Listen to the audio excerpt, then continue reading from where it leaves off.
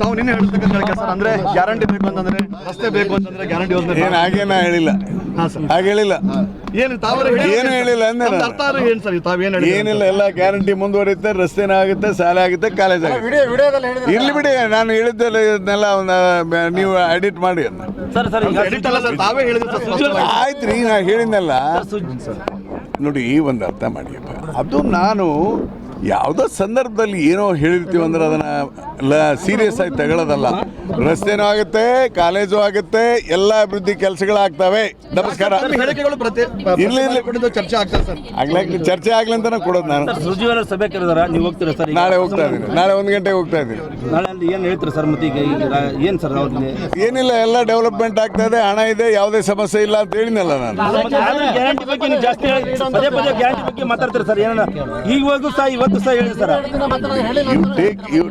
ನೋಡಿ, ನಾನು ಏನು ಹೇಳ್ಬೇಕು ಹೇಳಿದೆ. ಪ್ಲೀಸ್ ಅರ್ಥ ಮಾಡಿ.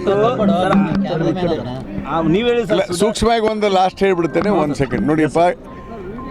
ನಮ್ಮ ಸರ್ಕಾರದಲ್ಲಿ ಹಣದ ಕೊರತೆ ಇಲ್ಲ. ಗ್ಯಾರಂಟಿ ಸ್ಕೀಮನ್ನು ನಿಲ್ಲಿಸೋ ಪ್ರಶ್ನೆನೇ ಇಲ್ಲ. ರಸ್ತೆಗಳಿಗೆ ಈಗ 50 ಕೋಟಿ ಹಣ ಕೊಡ್ತಾ ಇದ್ದಾರೆ. ಶಾಲೆ ಕಾಲೇಜುಗಳು ಆಗ್ತಾ ಇದ್ದಾವೆ, ಎಲ್ಲ ಕೆಲಸಗಳು ಆಗ್ತವೆ. ಆದರೆ ಒಂದೊಂದು ಸಾರಿ ಹೆಚ್ಚಿನ ಡಿಮ್ಯಾಂಡ್ಗಳು ಬರ್ತಿರ್ತವೆ.